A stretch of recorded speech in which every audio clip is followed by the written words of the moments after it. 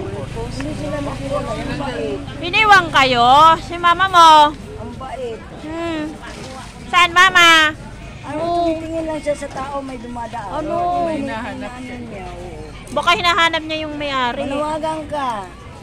Hi mama, dito ako sa tindahan ni Ate Flore.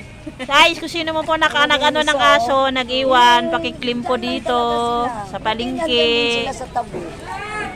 Pakiklim po. Ang cute, ang bait. Hi! Oo, babae, lalaki to eh. Sino nag-iwan? Ayan o guys, pinakakain sila dito. Iniiwan sa talipapa. Sabi mo mama, balik ka na po. Sabi mo, dali. Ang bait niya eh. Tanungin ko daw sa asawa. Paano?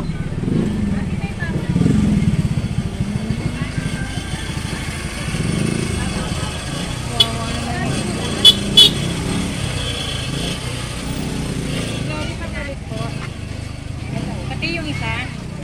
Kinuhaan mo rin. Kung ito na sa bahay.